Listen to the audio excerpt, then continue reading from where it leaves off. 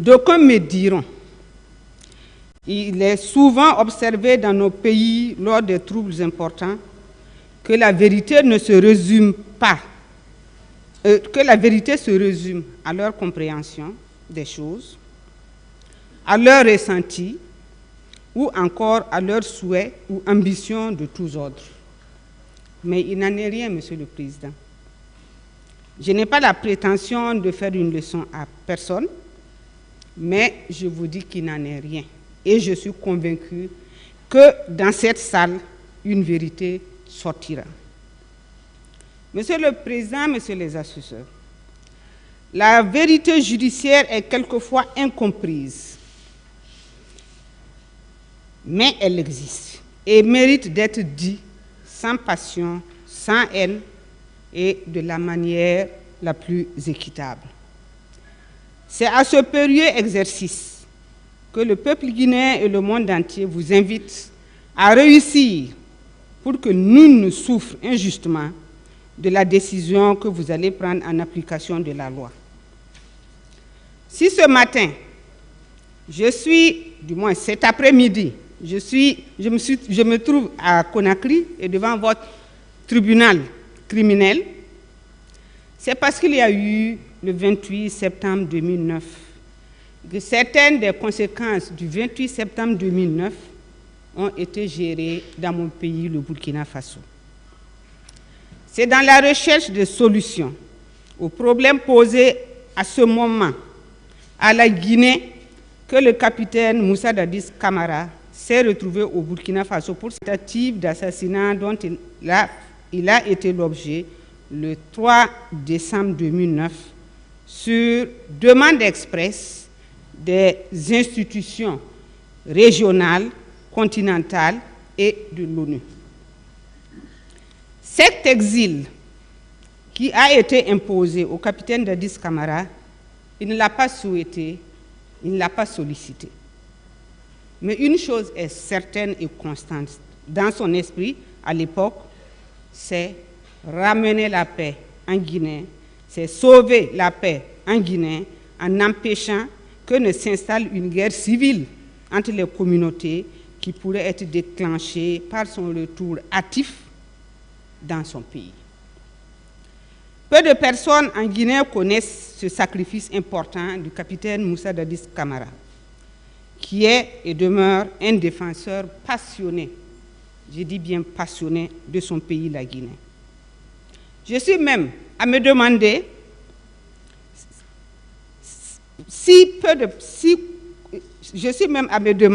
combien de personnes connaissent ce sacrifice de Moussa Dadis Camara.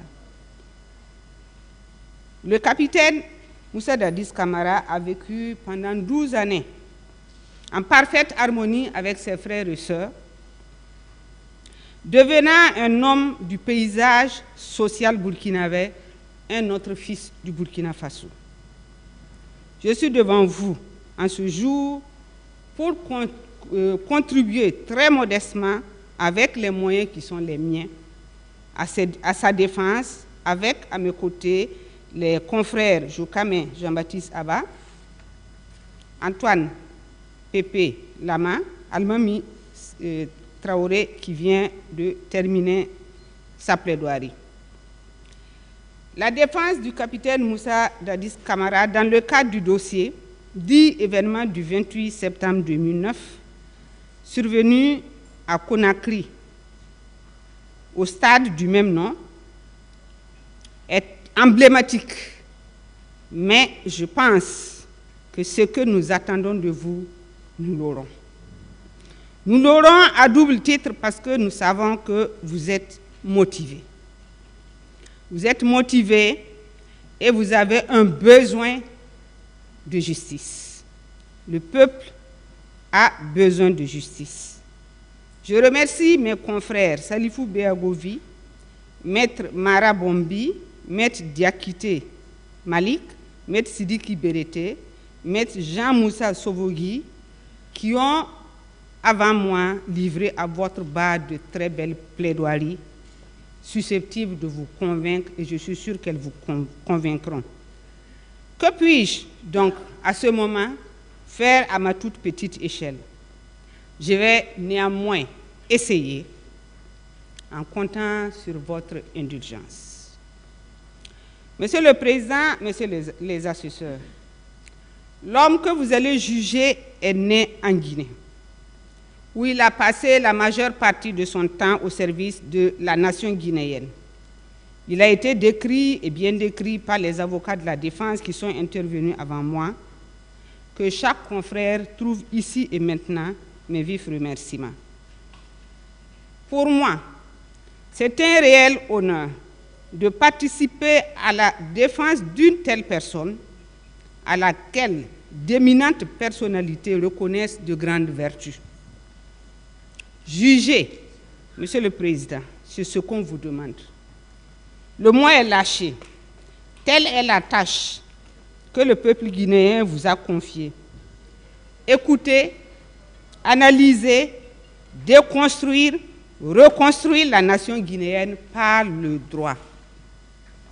En effet, Monsieur le Président, Messieurs les assesseurs, la formule du serment que prête chaque magistrat guinéen avant d'entrer dans ses fonctions juridictionnelles est ainsi conçue. Je jure de bien et loyalement remplir mes fonctions de magistrat, de les exercer en toute impartialité dans le respect de la Constitution et des lois de la République, de garder scrupuleusement le secret des délibérations et des votes, de ne prendre aucune position publique, de ne donner aucune consultation à titre privé sur les questions relevant de la compétence des juridictions et d'observer en tout la réserve, l'honneur et me comporter en tout comme un digne et loyal magistrat. Monsieur le Président, Messieurs les assesseurs, je voudrais vous rappeler qu'à ce moment précis et au cours de l'examen de cette affaire, vous n'avez que la loi, votre conscience et votre serment comme limite objective. Pas les opinions de la rue, fût-elle belle, fût-elle variée, pas les intérêts bien ou mal compris des partis, les désirs immodérés d'un Guinéen quel qu'il soit. Rendre la justice est une tâche ardue. Le fait de juger a plusieurs définitions et la plus courante, celle du Petit Larousse, est ainsi conçue. Juger, c'est se faire une opinion sur quelque chose, sur quelqu'un, porter un jugement de valeur, une appréciation, ou prendre en qualité d'arbitre une décision au sujet d'un litige. Dans le cas d'espèce, Monsieur le Président, Messieurs les assesseurs, il s'agira pour vous de départager les trois catégories de personnes présentes dans cette salle. Le ministère public, qui accuse sans pourtant fournir les preuves de la matérialité d'une infraction prétendument commise. En tous les cas, jusqu'à cet instant, je n'ai pas eu le bonheur d'assister à une démonstration juridique du parquet m'indiquant les trois éléments constitutifs de l'infraction comme on nous l'apprend dès la première année de droit. Monsieur le Président, nous avons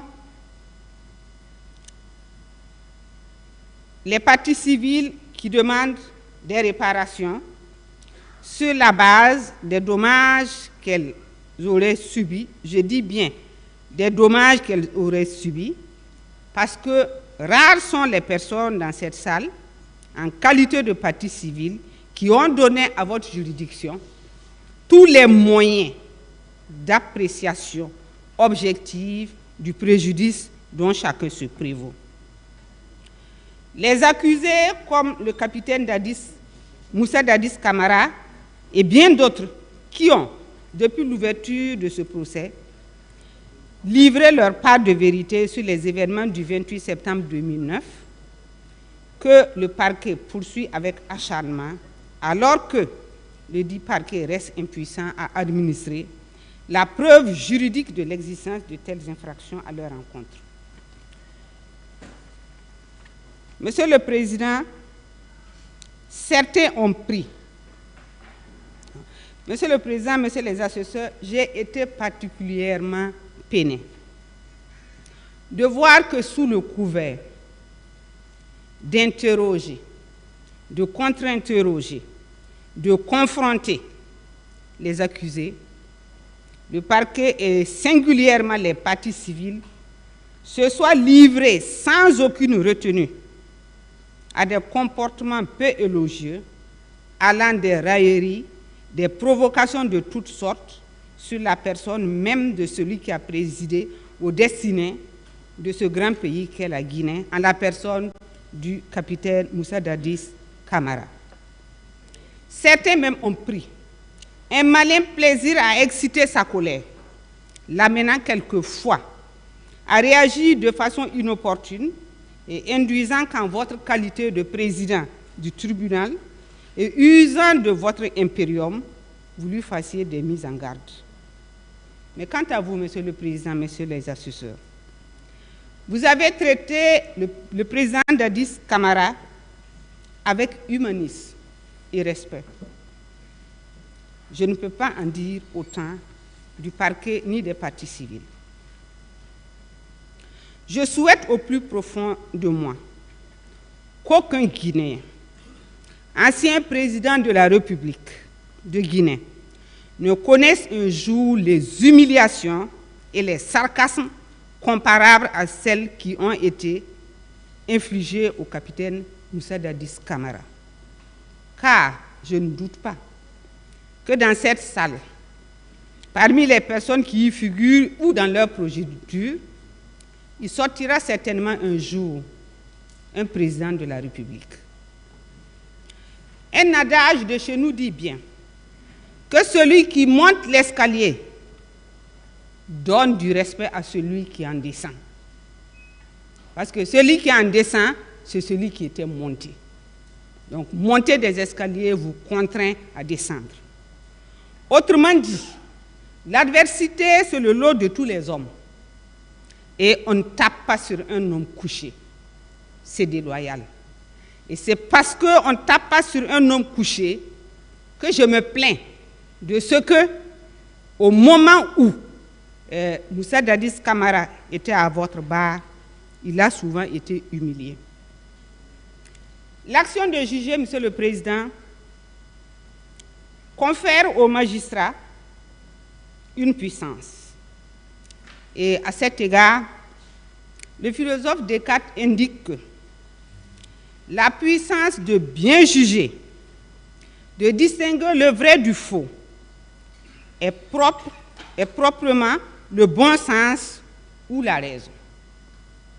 Il continue en disant, ce n'est pas assez d'avoir l'esprit bon, mais le principal est de l'appliquer bien, car l'homme est une chose imparfaite qui tend sans cesse à la perfection dans le temps et dans l'espace. Il dit enfin que pour atteindre la vérité, il faut une fois dans sa vie se défaire de toutes les opinions qu'on a reçues et reconstruire un nouveau système de ses connaissances. Autrement dit, la vérité, Monsieur le Président, Messieurs les assesseurs, ne saurait s'accommoder ni des opinions racolées dans la cité, ni des idées préconçues que l'on pourrait avoir reçues, mais reposer sur le nouveau système de connaissances que vous vous êtes forgé depuis 19 mois que dure ce procès. Le niveau de connaissance que vous aviez des parties, de la procédure, des parties civiles et des accusés, au moment où vous débutiez ce procès, a certainement évolué à l'épreuve de l'interrogatoire, des confrontations, des auditions, allant du plus crédible, de l'audition des témoins, allant du plus crédible à l'affabulateur, en passant par le narcissique et même le mythomane. Monsieur le Président, j'ai regardé des témoins ici. Je me suis demandé pourquoi ils témoignaient. Tellement on sentait en eux un désir de honnir, un désir d'humilier, un désir de déconstruire la vie de quelqu'un. C'est la sommation de tous ces éléments-là, Monsieur le Président, Monsieur les assesseurs, confrontés aux réquisitions du parquet, en ce que les dites réquisitions ont été prises conformément à la loi applicable devant vous, qu'il vous appartiendra, Monsieur le Président, Messieurs les assesseurs, en faisant appel à votre intime conviction et indubitablement à votre serment que vous devez juger. Monsieur le Président, Messieurs les assesseurs, permettez-moi de rappeler à votre auguste juridiction que le capitaine Moussa Dadis Camara a été inculpé définitivement par l'ordonnance 007/17 du 29 décembre 2017, prise par le pool des juges d'instruction siégeant à la cour d'appel de Conakry et renvoyé devant vous pour être jugé. Ceci après une tentative infructueuse, une énième tentative infructueuse du parquet de faire requalifier les faits. Au terme de cette ordonnance, Monsieur le Président, le capitaine Moussa Dadis Camara est poursuivi pour violation des articles 19 et 20 du Code pénal guinéen, en vigueur depuis le 26 octobre 2016, et ces préventions figurent à la page 26 plutôt, de l'ordonnance. La qualification de la responsabilité de commandement et de supérieur hiérarchique tant chère au parquetier a été abandonnée. Vous pourrez en voir la quintessence à la page 26. Abandonnée et remplacée par la complicité prévue aux articles 19 et 20 du Code pénal. Qu'est-ce que l'article 19 dit? Maître Almami l'avait rappelé, mais je vais le rappeler, il semble que la répétition est pédagogique. L'article 19 dit « La complicité est la participation d'un individu en pleine connaissance de cause à un crime ou à un délit dont un autre est l'auteur principal. Les complices d'un crime ou d'un délit sont punis des mêmes peines que les auteurs principaux. » Quant à l'article 20, qu'est-ce qu'il dit? L'article 20 dispose que sont punis comme complices d'un fait qualifié de crime ou délit, premièrement, ceux qui, pardon, promesse, abus d'autorité ou de pouvoir, machination ou artifice provoquent ce fait ou donnent les instructions pour les commettre. Deuxièmement, ceux qui procurent les armes, instruments ou tout autre moyen qui sert à l'action, sachant qu'il doit y servir. Troisièmement, ceux qui, en pleine connaissance de cause, aident, assistent l'auteur ou les auteurs de l'action dans les faits qu'il prépare, la prépare, la facilite ou la consomme sans préjudice des peines prévues par les textes en vigueur. Et enfin, ceux qui connaissent la conduite criminelle des malfaiteurs, exerçant des brigandages ou de la violence contre la paix publique, les personnes ou les propriétés leur fournissent habituellement logement, lieu de retraite ou lieu de retraite. Dans la pratique du droit pénal, Monsieur le Président, Messieurs les assesseurs, nous savons, comme je l'ai ébauché, que toute infraction pénale est caractérisé par 3 éléments. Et ces éléments, en l'absence d'un seul de ces éléments, il n'y a pas possibilité pour la juridiction pénale de sévir. L'élément légal de la loi est celle qui est représentée par la norme juridique qui prévoit équité. L'élément matériel est l'élément qui doit être matérialisé par un ou plusieurs actes exécutés par son auteur. Exemple, donner des coups signifie que vous êtes auteur de violence. Un élément moral qui veut que l'infraction soit le résultat de l'intention coupable de son auteur, conscient de ses actes. C'est la réunion de ces 3 éléments, Monsieur le Président, Messieurs les assesseurs, qui caractérise l'infraction. Et je le disais, le défaut d'un seul entre les 3 peut choquer la morale, peut choquer la cité, peut choquer en droit civil, mais le droit pénal doit l'ignorer. C'est dans le cas d'espèce que je vous invite, Monsieur le Président, Messieurs les assesseurs, à répondre silencieusement au fond de votre conscience à 2 questions préalables.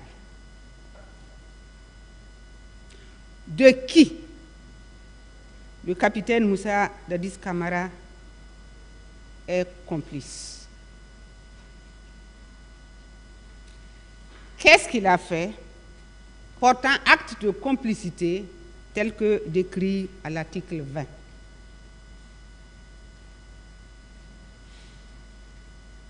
Monsieur le Président, aux réponses que vous donnerez à ces 2 questions, vous ne serez pas très loin de la vérité. La motivation de l'ordonnance de renvoi en ce qui concerne la complicité de meurtre et d'assassinat reproché au capitaine Dadis Moussa Camara se trouve à la page 30 de la dite ordonnance que je vous demande l'autorisation de lire. Attendu qu'il ressort des pièces versées au dossier que Dadis Camara avait en pleine connaissance de cause des crimes commis par les forces de défense et de sécurité et la garde présidentielle placée sous son commandement le 28 septembre 2009. Monsieur le Président, je suis à me demander, c'est quelle pièce qui l'atteste? Je n'ai pas eu le bonheur, lorsqu'on m'a communiqué le dossier en septembre 2022, de trouver de telles pièces. Ces pièces, par qui elles ont été versées? Mystère et boule de gomme. Dans quelles circonstances ces pièces ont été versées? Monsieur le Président, il est essentiel que le parquet nous explique de façon, en français simple, comment des pièces qui n'ont pas été communiquées aux parties, dont on ne connaît pas la provenance, peuvent devenir des pièces à conviction, susceptibles d'emporter la conviction d'un juge. Il apparaîtra même aux non-avertis, et c'est de notoriété publique, que le 28 septembre 2009, le capitaine Moussa Dadis Camara n'est pas sorti et n'a eu aucune possibilité de sortir du camp Alpha Yaya Diallo, où il a ses quartiers, pour participer à quoi que ce soit, qu'il n'a donné aucune instruction à qui que ce soit, même pas aux forces de défense et de sécurité pour aller au stade. ou ailleurs. Pas plus, Monsieur le Président, Messieurs les assesseurs, qu'il n'a incité ou fourni des moyens à qui que ce soit pour permettre à ces personnes de commettre les infractions pour lesquelles il comparaît devant vous. Alors, la question la plus simple qui me vient en tête, comment le parquet a pu caractériser une infraction de commission sans éléments matériels?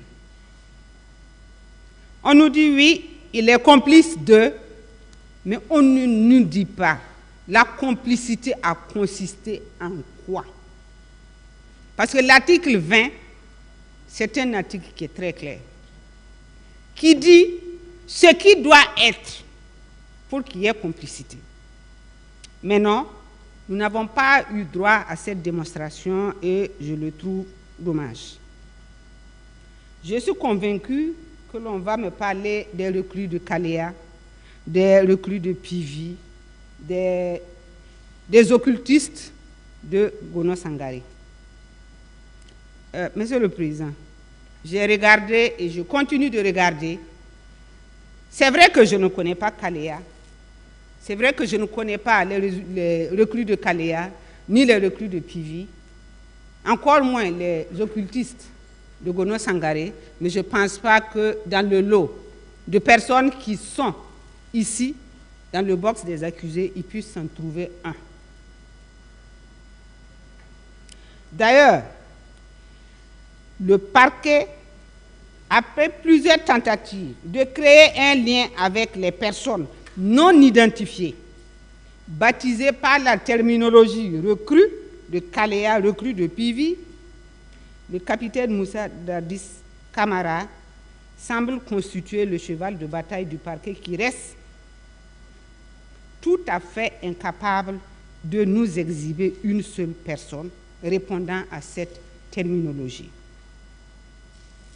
Dans son impuissance à fournir un commencement de preuves, si minime soit-elle, pour étayer la matérialité des infractions de commission, le procureur se rabat sur des déclarations et des rumeurs.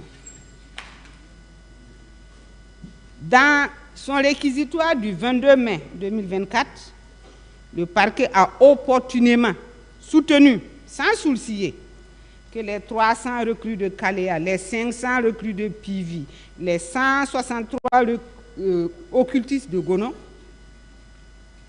font partie des auteurs des massacres perpétrés le 28 septembre 2009 au stade de Conakry. Mais, Monsieur le Président, Messieurs les assesseurs, honorables membres du parquet, où sont les recrues de Kaléa? Où est-ce qu'ils sont? J'ai tellement envie de les connaître et d'en voir un que je suis obligé de vous interpeller. Où sont-ils? Pourquoi vous avez laissé toutes ces personnes échapper à votre grande et légendaire vigilance? Ou peut-être, devrais-je dire, que vous ne les avez même pas cherchées. Vous n'avez même pas eu l'intention de les chercher, parce que si vous aviez eu un tant soit peu envie de les chercher, ce sont des Guinéens. Même si c'est un morceau de recrue, vous auriez pu en présenter. Est-il possible, Monsieur le Président, Messieurs les assesseurs, d'accuser un individu que vous ne pouvez même pas décrire, parce que vous n'en avez pas décrit, parce que vous ne les avez jamais vus. Et ceux qui prétendent, dans leur déclaration, les avoir vus, doivent avoir une science infuse, parce qu'on ne peut pas reconnaître quelqu'un qu'on n'avait jamais vu. Si je n'étais pas venu à Conakry, je ne vous aurais jamais vu et je ne vous aurais jamais reconnu dans une foule même de 10 personnes. Monsieur le Président, Monsieur le juge, 999 personnes. 913 personnes. 300 de Kalea, 500 de Pivi, 163 de Gono Sangaré et toujours rien. Sous d'autres cieux, j'aurais dit que le parquet est complaisant. Si, comme vous l'affirmez, les recrues de Kalea sont les agresseurs, les autres agresseurs, où sont donc la partie des agresseurs que vous n'avez pas encore désignée? Une photo, une simple image aurait suffi à éclairer le peuple de Guinée, mais non, vous en parlez sans cesse, sans nous les représenter. Je dirais, monsieur le Président, messieurs les assesseurs, que le parquet fait du symbolisme. Monsieur le procureur et les substituts, reconnaître dans une procédure pénale que l'on est dans l'incapacité de prouver ce qui n'existe pas n'est pas une faiblesse. Bien au contraire, c'est dire le droit, sans parti pris. Admettre que vos accusations sont cousues de fil blanc et ne tiennent pas devant un raisonnement logique est une posture honorable, car la loi commande d'agir dans l'intérêt bien compris de la société que vous défendez, et non pas parce qu'il y a parmi les accusés une personne dénommée Moussa Dadis Camara, qui a eu le tort d'être président en 2009. Le sable a beau être fin et joli, on ne saura jamais le confondre au couscous. Monsieur le Président, messieurs les assesseurs, je me suis laissé dire que c'est au cours du procès que le parquet a commencé à chercher les preuves des infractions, notamment en adressant des correspondances à des institutions afin de les verser au débat. Avec tout le respect que je dois à votre parquet, ceci me semble non seulement déloyal, mais encore bien curieux, parce que je suis fondé à dire que vous avez déclenché des poursuites sans preuve, ce qui est caractéristique d'un abus de position et rend suspect les preuves collectées. De toute évidence, les preuves opposées au capitaine Dadis Camara se résument à 3 choses. La première chose, c'est les déclarations de Toumba Diakité de Aboubakar Diakité dit Toumba, qui constituent, comme l'a si bien rappelé Maître Almami, votre sésame. Parce que vous l'avez dit, vous l'avez intitulé les déclarations de Toumba sont un sésame dans lequel le parquet va puiser. Monsieur le Président, messieurs les assesseurs, si tout un parquet, à défaut de preuves, prend la déclaration d'un accusé pour en faire un sésame, j'ai bien peur que ce sésame-là ne soit pas mangeable. Le caractère étrange des relations entre les personnes, à savoir Toumba Diakité Aboubakar dit Toumba, Marcel Guilabogui, C.C. Raphaël Abba et Alpha Amadou Baldé, en fuite, sont à scruter. Toumba, qui fulmine contre Dadis, est le protecteur de son adjoint Marcel, à qui il donne de l'argent. C.C. Raphaël, étant son garde du corps, bénéficie de ses largesses. Alpha Amadou Baldé était le secrétaire particulier de Toumba. Monsieur le Président, Messieurs les assesseurs, c'est ce qu'on appelle en droit de la collusion. C'est-à-dire des gens qui se sont entendus avec un objectif précis, et dans le cas d'espèce, ce qu'il fallait faire, c'est noyer Moussa Dadis Camara. Le deuxième pilier des éléments opposés à Moussa Dadis Camara, c'est les déclarations de Mamadou Konté, Madame Yaye Fatou Bari, Madame Fatmata Bari, Monsieur Oumar Diallo, Madame Salematou Bari et Monsieur Abdoulaye Ba, 3, sur l'existence du recrutement de Kalea pour l'année 2009. Monsieur le Président, Messieurs les assesseurs, en quoi le recrutement de soldats fut-il envoyé à Kalea constitue dans votre droit positif une entorse à la loi? Les personnes dont les dépositions ont été synthétisées par le parquet ne comparaissent-elles pas devant vous et pourquoi?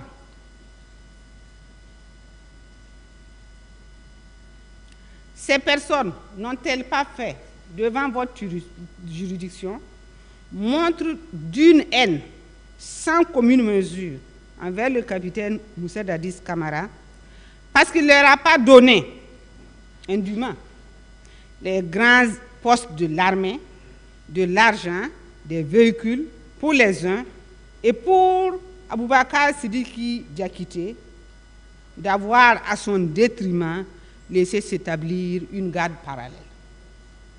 Vous vous souviendrez qu'à l'entame de l'interrogatoire que j'ai fait à la barre avec Aboubakar Diakité, je lui avais demandé qu'est-ce que c'était que la garde parallèle.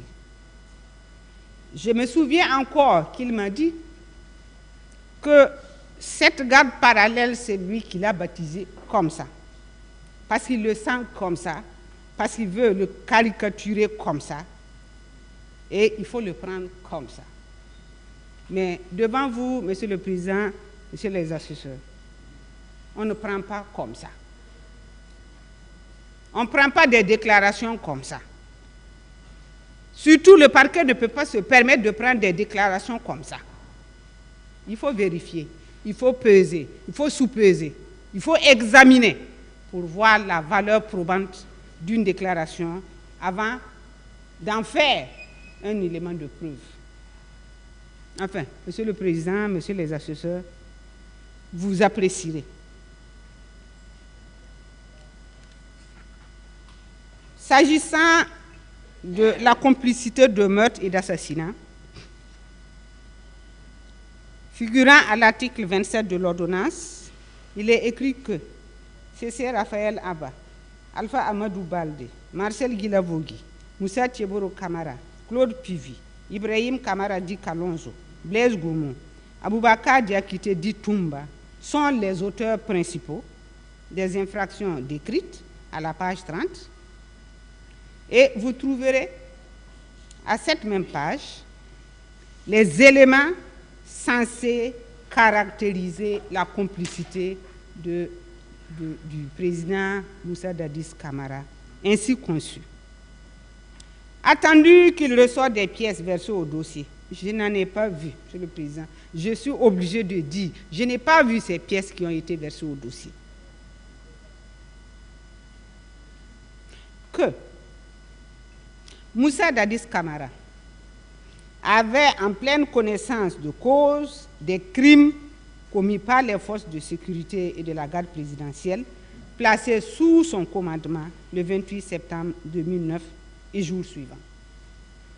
Je suis bien heureuse que M. Sovogui ait balayé cet argument en disant que ce soit l'acte de saisine, que ce soit le réquisitoire introductif, il s'est toujours agi des événements survenus le 28 septembre, pas plus, pas moins. La précision est de règle en droit pénal. Je ne l'apprends à personne. Au terme des débats qui ont été menés devant vous et sur la foi des procès-verbaux d'audition figurant à votre dossier, il a été formellement révélé et établi que le 28 septembre 2009, le capitaine Moussa Dadis Camara n'a donné aucun ordre à l'un quelconque des auteurs principaux, ci-dessus cités. Si l'expression « sous son commandement » peut revêtir un sens au propre comme au figuré, cela signifierait qu'il aurait donné des instructions ou ordres à l'un d'entre eux. Qui l'a confessé à cette barre? Personne. Le parquet a tenté malencontreusement de faire accroire la thèse selon laquelle Toumba Diakité aurait dit qu'il est parti au stade sur ordre de Moussa Dadis Camara.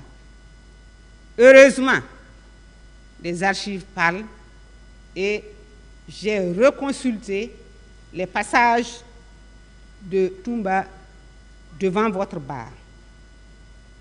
Si, à Dakar, il a semblé le dire, devant votre barre, il a dit qu'il est parti chercher le président.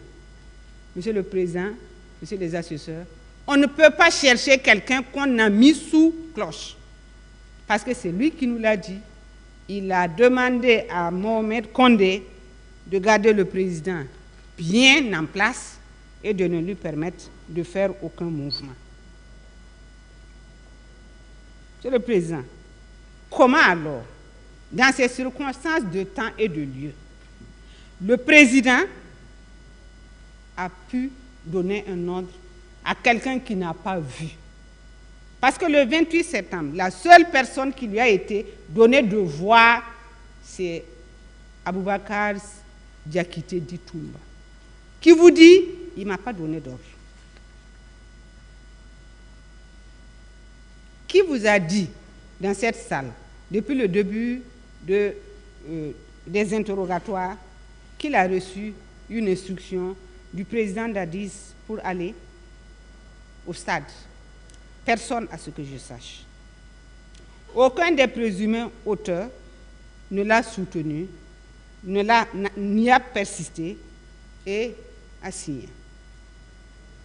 La judiciarisation par le parquet des propos de Aboubakar Sidiki Diakité, tenus sur une radio étrangère faisant passer le président Moussa Dadis Camara de témoin en 2013 à inculpé en 2015 par la seule volonté du parquet, est une faute. Parce que on ne saurait, en judiciarisant une interview, en faire un mode de preuve. Dans cette salle, Monsieur le Président, j'ai entendu des parties civiles et même le parquet dire, des témoins aussi,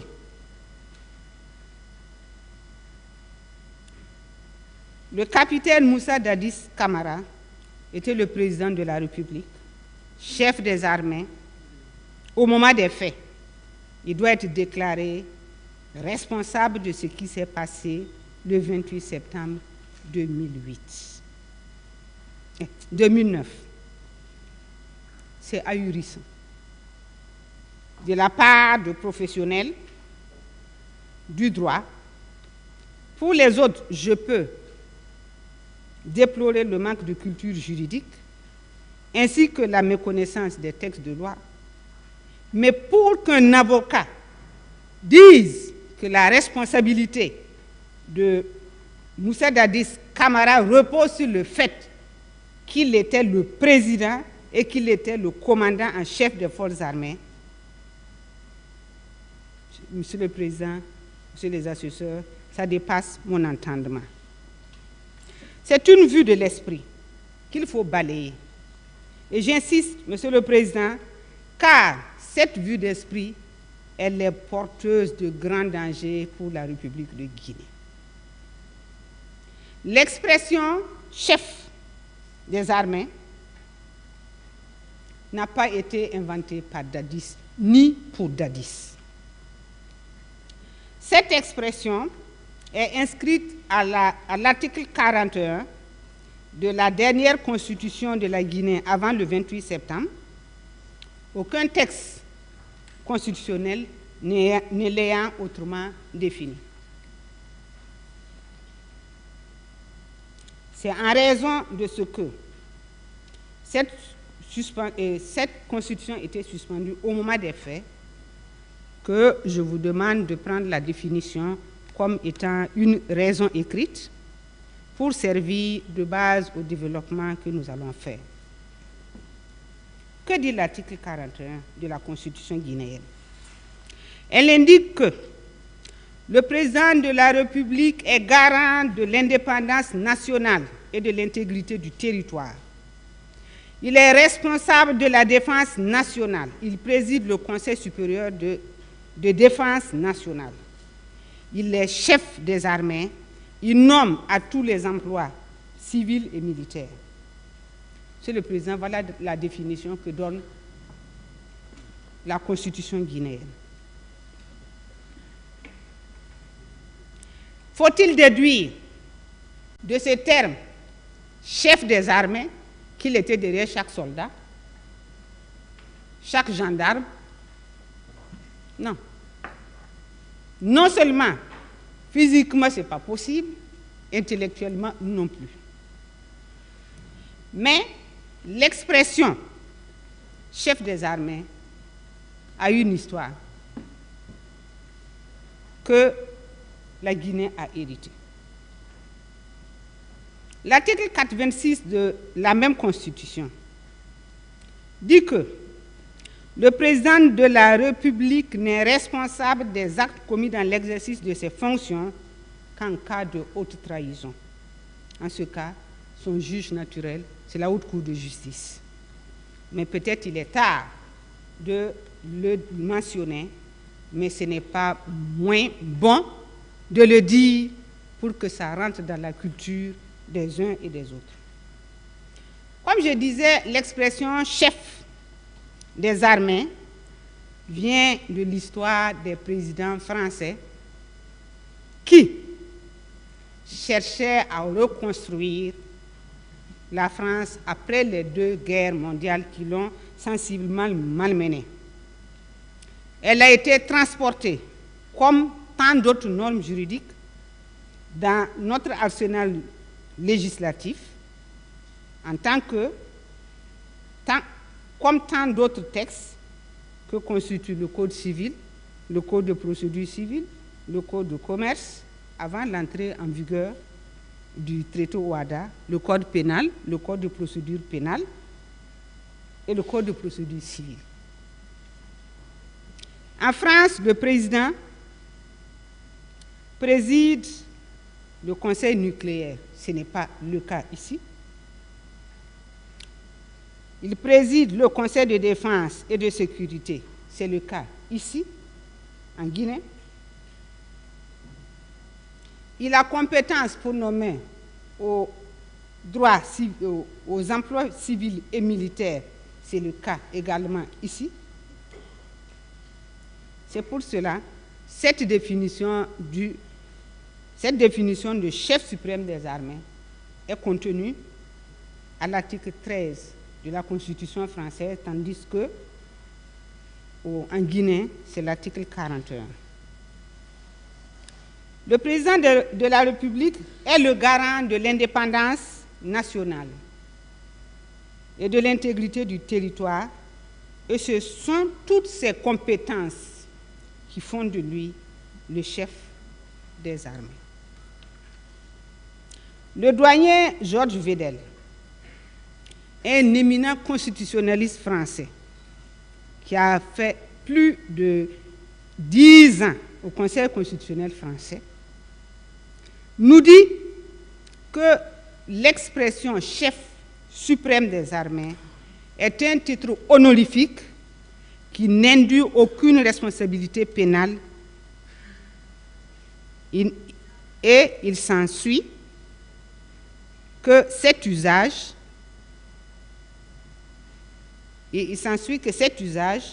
qui est inscrit dans la Constitution est un usage qui a été transposé. Dans le contexte guinéen de 2009, le président de la République, tout en assumant cette fonction honorifique, a nommé un chef d'état-major général des armées qui, au terme des usages républicains, est un officier militaire gradé de l'armée, lequel assure le commandement de toutes les opérations militaires sous l'autorité du président de la République. Vous avez ici reçu, je crois, M. Omar Sano, qui était le chef d'état-major général des armées à l'époque. Le chef d'état-major général des armées assiste, et ça c'est la doctrine et la jurisprudence, assiste le ministre de la Défense dans ses attributions relatives à l'emploi des forces. Il est responsable de l'emploi opérationnel des forces, conseiller militaire du gouvernement et assure la coordination des corps d'armée que sont l'armée de l'air, l'armée de terre, la marine et la gendarmerie. Monsieur le Président, Messieurs les assesseurs, s'il a été aisé de conclure du côté du parquet et des parties civiles que le seul fait d'être président de la République, chef suprême des armées ou chef des armées, et dans le cas guinéen, ce n'est pas un chef suprême des armées, mais chef des armées, s'il a donc été aisé de conclure en l'existence d'une quelconque responsabilité pénale, Monsieur le Président, Messieurs les assesseurs, c'est une faute de procédure. Le capitaine Moussa Dadis Camara a-t-il, pardon, abus d'autorité, promesse ou abus de pouvoir, machination ou artifice provoqué les meurtres et les assassinats attribués aux auteurs principaux? Certainement pas. Sinon, ils auraient tous fait chorus pour dire, effectivement, j'ai reçu un ordre du capitaine Moussa Camara, j'ai reçu une promesse, il a utilisé un artifice pour que je puisse commettre ces meurtres et ces accusations dont on l'accuse. Il résulte, par ailleurs, tant des dépositions que des déclarations des accusés devant cette barre, que le 28 septembre 2009, la seule personne qui a eu accès au capitaine Moussa Dadis Camara est M. Aboubakar Diakité Ditumba, qui est venu l'empêcher. Je dis bien empêcher d'aller au stade et qui a confessé publiquement devant votre bar être allé au stade sans l'autorisation du président. Qui donc, de Cessé Raphaël, de Marcel Guilavogui, de Blaise Goumou, de Tchéboro Camara, j'en passe, qui donc a pu vous dire ici que Moussa Dadis Camara lui aurait facilité la tâche d'aller assassiner? Encore que ces assassinats doivent encore être imputables aux personnes concernées. comment peut-on, sans risque d'être ridicule, soutenir l'hypothèse d'une complicité de meurtre et d'assassinat contre une personne qui ignorait tout de ce qui se passait au stade, encore qu'il n'y était même pas permis de s'y rendre. Il est acquis au débat ici que c'est dans l'après-midi que le chef des opérations, Makambo, a été le premier à porter la mauvaise nouvelle au président Dadis Camara en disant au stade, il y a eu des problèmes. Au stade, il y a eu des tirs. Au stade, il semble qu'il y ait eu des morts. Comment alors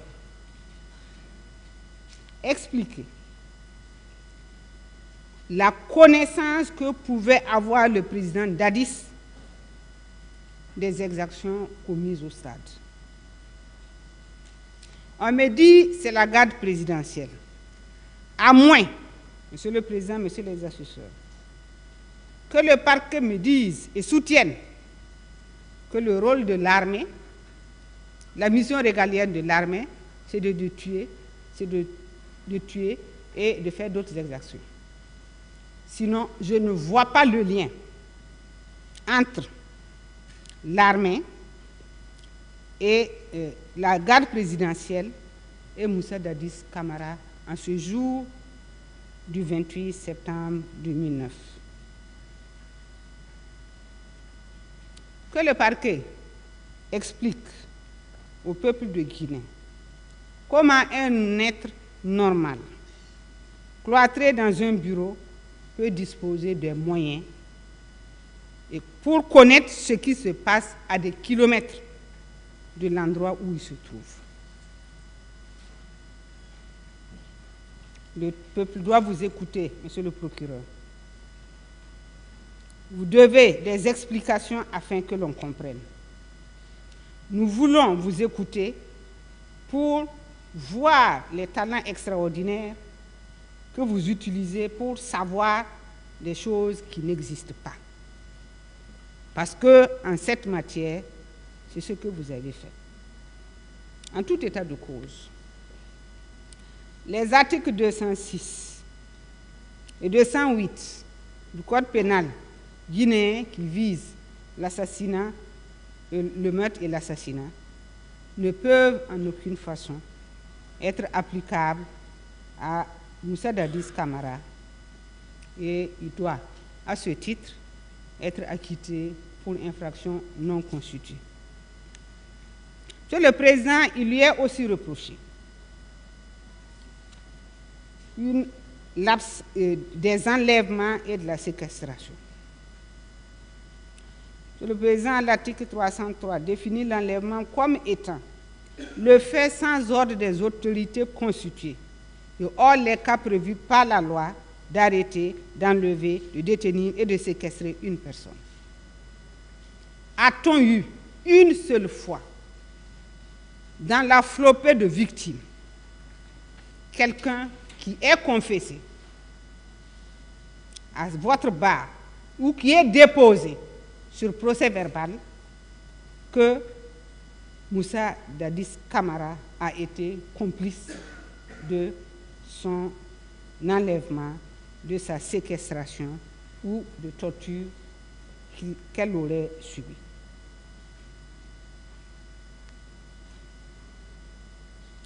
Le 28 septembre 2009, Moussa Dadis Camara est resté sous la garde bien vigilante de Mohamed Condé, que vous avez eu l'occasion d'entendre ici, et il n'a pu donc, de façon logique, participer à quoi que ce soit ou donner des ordres pour qu'il y ait des enlèvements, des séquestrations et des tortures. Aucun élément constitutif de ces infractions nous a été démontré par le parquet. Au moment du déroulement de la procédure, le capitaine Moussa Dadis Camara n'a été confronté à personne, pas plus que personne ne l'a accusé de ces infractions. Il y a donc lieu, Monsieur le Président, Messieurs les assesseurs, de noter que si le parquet énonce, le parquet ne prouve pas. Si le parquet énonce, le parquet ne caractérise pas, il ne démontre pas. C'est comme si le parquet voulait charger votre conscience en vous balançant sans discernement des infractions dont il est incapable de prouver les éléments constitutifs. Monsieur le Président, l'ordonnance de renvoi quant aux prétendus coups et blessures a mentionné à la page 42 la complicité de coups et blessures imputés au capitaine Moussa Dadis Camara découle du fait que Marcel Guilabogui, Blaise Goum, Ibrahima Kamaradi Kalonzo, Alpha Oumar Balde, Cessé Raphaël, Abdoulaye Chérif Diaby, Aboubakar Sidiki Toumba, résulte donc du fait que ces gens-là ont volontairement porté des coups et fait des blessures ayant entraîné des incapacités de vive contusion, des privations d'usage de membres et autres infirmités sur les personnes des manifestants, et que ceux-ci auraient commis des infractions par provocation, torture, instruction de Moussa Dadis Camara en pleine connaissance de cause. Monsieur le Président, je sais que c'est fatidique, c'est fastidieux d'écouter toujours les mêmes choses revenir, mais ne dit-on pas que la répétition est pédagogique? Comment alors, Monsieur le Président, le parquet a pu caractériser cette dernière complicité qu'elle continue de soutenir, sans qu'il ait besoin, Monsieur le Président, Messieurs les assesseurs, de polémiquer? Il est à suffisance attesté par les présumés auteurs principaux que le 28 septembre 2009, personne n'a reçu une quelconque fourniture de moyens ou des instructions pour aller au stade de la part du capitaine Dadis Camara. Ceci a non seulement été déclaré, mais aussi plaidé. Il suit que ces infractions qui n'ont pas été formellement établies à travers les 3 éléments constitutifs que la loi impose pour qu'une infraction soit constituée, que ces infractions doivent être déclarées non constituées et les personnes à qui elles sont opposées doivent être acquittées.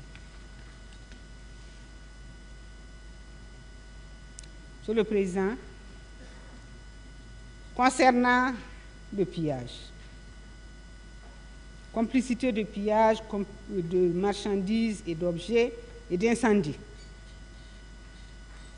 il est fait état de ce que le président Moussa Dadis Camara serait complice de Claude Pivy. Mais, je viens de le dire et je le réaffirme, Claude Pivy n'a pas vu le président Dadis Camara le 28 septembre 2009. Comment alors il a pu faire en sorte que les conditions précises prévues à l'article 20, 19 et 20 soient remplies afin que cette infraction-là soit constituée?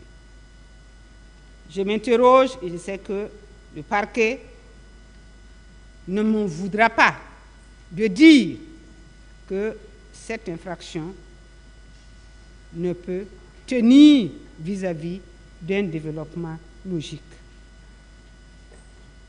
Il en est de même de la complicité devant la main armée. Monsieur le Président, si l'article 373 du Code pénal guinéen définit le vol comme étant la soustraction frauduleuse de la chose d'autrui, et lorsque le vol a été commis avec ou sans véhicule, l'article 381 du Code pénal le qualifie de vol à main armée.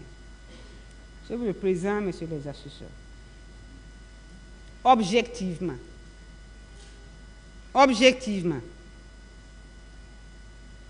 le président Dadis Camara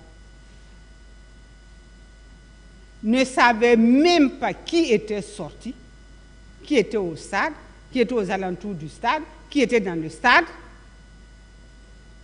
afin de commettre des vols simples et des vols à main armée, et qu'il puisse, conformément aux dispositions de l'article 19 et 20, en être complice. Dans ce cas d'espèce, une personne, fût-elle désignée comme président de la République, peut-elle se livrer à une telle complicité? Et dans quelle intention? Pour quel objectif? À quelle fin? De toute évidence, Monsieur le Président, Messieurs les assesseurs, le parquet est allé trop vite en besogne. Les parties civiles n'ont rien prouvé. Et de toute évidence, il y a impossibilité d'imputer ces infractions-là au président Moussa Dadis Camara. Il vous plaira donc, Monsieur le Président, Messieurs les assesseurs, de prononcer son acquittement pour infraction non constituée. Monsieur le Président, je n'achève pas toutes les préventions parce que je sais que les détailler et les décortiquer à votre attention. Monsieur le Président, j'en viens aux réquisitions propres du parquet. Et j'ai la faiblesse de croire que le premier substitut à cette audience n'a rien de spécifique qui l'oppose à Moussa Dadis Camara, à cause duquel il a oublié tous les autres accusés dans ces réquisitions. Sinon, qu'au moment de distribuer des peines. Monsieur le Président, Messieurs les assesseurs, dans la déclinaison de ce qu'il appelle ces 6 éléments de preuve, qui me paraît fortement discutable, il a été question du fait que Dadis n'a exprimé aucun regret. Dadis n'a pas eu de remords. Dadis n'a pas de compassion.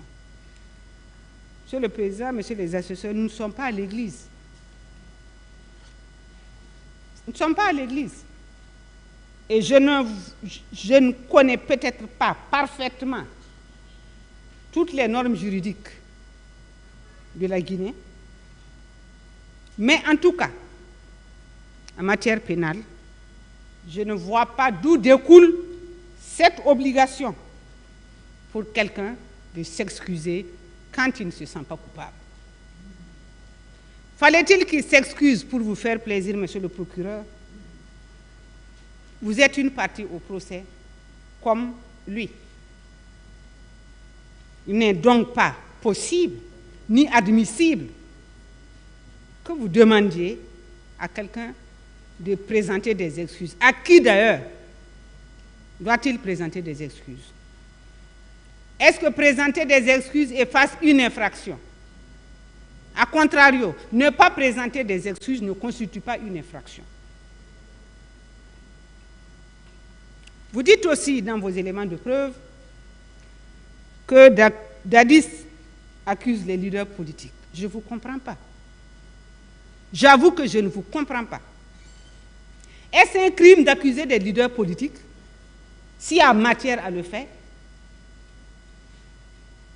Est-ce une infraction d'accuser les leaders politiques s'il y a matière à le faire? Cette interpellation, Monsieur le procureur, me laisse penser que vous avez joué aux défenseurs des leaders politiques et non pas au parquet représentant la société.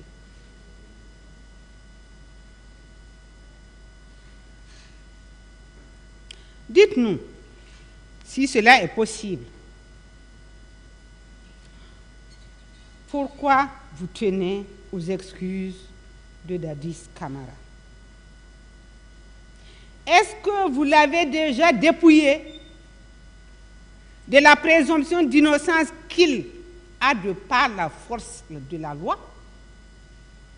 Ou si c'est pour votre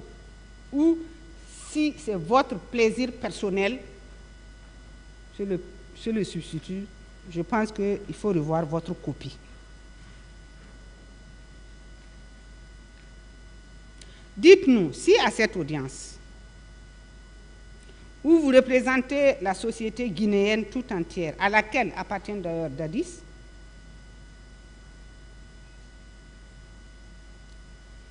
pourquoi ce sont les excuses de Dadis à cette audience qui doivent vous apaiser? N'êtes-vous pas le représentant de tout le monde? N'agissez pas en termes de discrimination, parce que ceci est une vilaine expression. Dites-nous, si vous n'êtes pas allé jusqu'à judiciariser les propos tenus sur les médias ou dans les discours politiques des uns et des autres, pour asseoir vos accusations en lieu et place d'une démonstration juridique ferme et claire. S'agissant de l'imputabilité,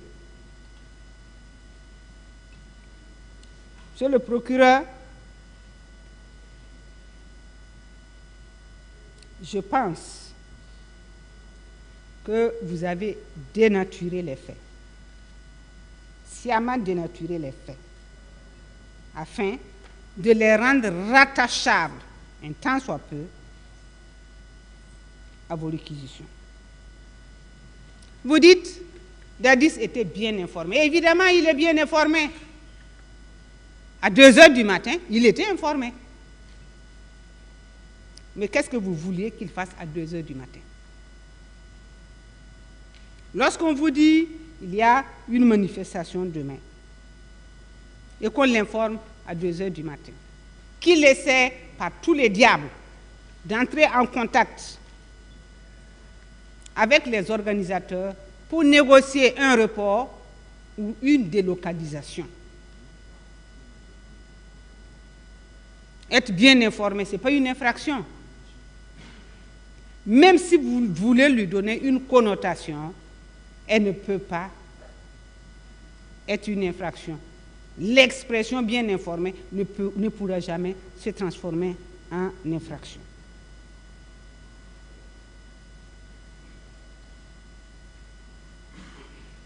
Vous dites, Dadis n'a rien fait. Que pouvait-il faire? Il a, je crois en toute transparence, et dès que cela a pu être nécessaire,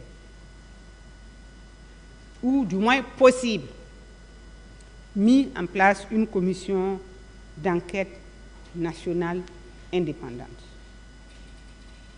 Certainement, puisque vous ne lui donnez pas du crédit, vous n'allez certainement pas chercher le pourquoi. Le pourquoi, c'est que le président Dadis n'a pas voulu poursuivre les gens à l'aveuglette. C'est un homme réfléchi. Le président Dadis est un homme réfléchi. Même bouillant qu'il est, il est réfléchi et il a de la mesure, il a de la proportionnalité dans ce qu'il fait. Il n'était pas possible dès le 29 ou le 30, de courir dans la ville de Conakry, armes au poing ou sabre à la main, pour interpeller ceux qui étaient au stade, ce serait un comportement improductif ou même contre-productif. C'est pour cela qu'il a voulu s'aménager des observateurs aguerris, neutres, compétents, probes, afin que, dans leurs investigations, on lui désigne nommément ceux qui étaient au stade et qu'est-ce qu'ils ont fait. J'ai eu l'impression ici, à un moment donné, que l'on voulait faire croire à l'opinion nationale que le président Dadis a choisi des personnes qu'il pouvait plus ou moins manipuler. Mais, monsieur le procureur, si vous regardez la nomenclature des gens, des personnes qui ont été choisies, dont les identités figurent dans le rapport de la Commission nationale d'enquête indépendante, vous verrez que ce ne sont pas des rigolos. Ce n'est pas le citoyen lambda. C'est des intelligences vives. C'est des personnes ressources. C'est des personnes dont la moralité est au-dessus de tout soupçon. Il est donc bon. Et je souscris à cette prudence, à cette précaution qu'il a eue. S'il ne l'avait pas fait, vous alliez dire, vous n'avez pas enquêté, vous avez fait arrêter arbitrairement les gens, et ce serait encore une autre incrimination que vous viendrez à ajouter à celle déjà longue et non étayée pour lesquelles nous nous battons. Je disais donc que le principe de précaution commandait qu'il ne se mêle pas, être juge et partie. C'est vous qui le dites en droit, nous le disons en droit, ce n'est pas une belle combinaison. C'est pour cette raison que, pour voir clair, pour situer les responsabilités, pour ne prendre dans le filet de la justice que ceux qui ont effectivement commis des exactions, le président a pensé qu'il était bon de nommer des gens pour enquêter. Et mon jeune confrère Samouri vous a décliné les compétences de cette commission. Elles étaient exorbitantes. Mais, monsieur le procureur, vous êtes de la société. C'est vous qui avez la puissance publique. Pourquoi alors, au lieu de vous borner à suspecter le résultat des enquêtes, n'avez-vous pas, à l'aide de vos OPJ et vos APJ, recherché, poursuivi, interpellé ce que vous jugez être les auteurs des événements du 28 septembre? Peut-être les accusés ont bon dos, parce que, en tout état de cause, ils ne pouvaient rien faire. Vous avez dit aussi que Dadis a planifié. Je suis bien contente qu'avant que je ne vienne à la barre, mon confrère Diakité Malik ait décortiqué l'absence de planification. Je ne reviendrai pas là-dessus. Je considère que ces arguments sont suffisants à emporter la conviction de votre tribunal. Le parquet nous dit, Dadi s'est rendu au Maracana parce qu'un avocat l'a dit. Un avocat l'a dit. Est-ce que vous n'avez pas pris une courte échelle? Il l'a dit dans quel sens? Il a juré de dire la vérité. Il vous a dit que Dadi c'était au Maracana. Vous a-t-il apporté la moindre preuve attestant de ce qu'il dit? Je pense que non. Je pense que non. Être avocat ne vous affranchit pas d'être comme tout le monde. Vous pouvez être honnête comme vous pouvez ne pas l'être. Monsieur le Président, Messieurs les assesseurs, je pense que ce procès est un procès de principe. Il est de principe parce que la Guinée a toujours connu des violences. Et des voix des plus autorisées les ont déclinées avant que je n'intervienne. C'est pour donc, je suppose, exorciser tout ce passif lourd et douloureux que ce procès a été organisé. Monsieur le Président, Monsieur les assesseurs, jugez à la lumière des faits qui vous ont été exposés. Appréciez-les à la lumière des lois applicables et éprouvez-les par les termes de votre serment.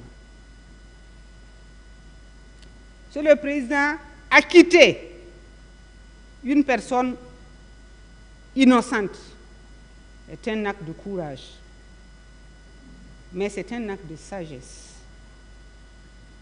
C'est un acte de justice. Et je vous invite à être juste. Acquitter Moussa Dadis Camara, Monsieur le Président, Messieurs les assesseurs, afin que nul en Guinée ne regrette de s'être volontairement mis à la disposition de la justice pour être jugé. Car c'est le cas très précis de Moussa Dadis Camara.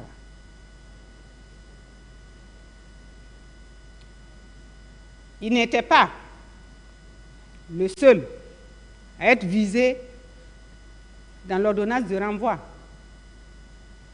mais c'est le seul qui s'est présenté. Sekouba n'est pas là. Alors qu'il est visé, alors que vous avez même pris des actes spécifiques afin de le faire venir, ne le compensez pas de la mauvaise manière ceux-là qui croient en vous. Acquittez Moussa Dadis Camara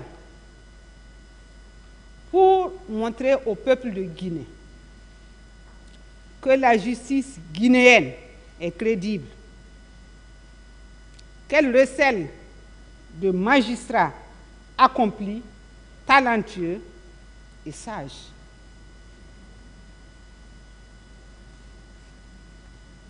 Acquitter Moussa Dadis Camara parce qu'il n'est coupable d'aucune des infractions qui ont été mises à sa charge. Récompenser, Monsieur le Président, le sacrifice qu'il a fait en 2009 en acceptant volontairement de rester en exil. Certains ne l'auraient pas fait. Monsieur le président Moussa Dadis Camara a un certain âge.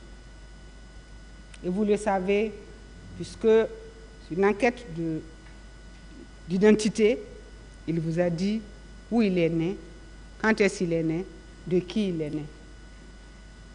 C'est un père de famille.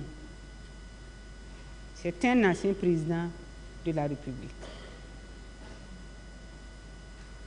J'ai été étonné, Monsieur le Président, de voir que tout au long de cette procédure, il n'a manifesté aucune haine contre qui que ce soit, même injustement, poursuivi, harcelé, il est resté égal à lui-même. Parce qu'il sait qu'il est innocent. Et vous savez qu'il est innocent. Monsieur le Président, l'histoire des grands hommes de la justice et du monde judiciaire se forge toujours là où la décision est difficile. Là où la décision peut vous coûter cher. Là où la décision peut même vous coûter votre carrière. Mais n'ayez crainte, Monsieur le Président. Faites votre travail. Acquittez M. Dadis Camara parce qu'il a droit. Il a le droit d'être maintenant libre, de vivre maintenant dans son pays, après tous les sacrifices qu'il a faits afin que la Guinée reste unie. Enfin, Monsieur le Président, Messieurs les assesseurs, acquittez-le. Acquittez-le parce qu'aucune charge n'a été démontrée ici. Malgré les tentatives de raccourci, aucune charge n'a été démontrée. Aucune démonstration juridique fiable n'a été administrée dans cette procédure. Acquitter Moussa Dadis Camara, c'est rentrer dans l'histoire. C'est montrer que vous avez été à la hauteur de la tâche. Vous avez été un digne et loyal magistrat. J'ai plaidé. Merci, Monsieur le Président.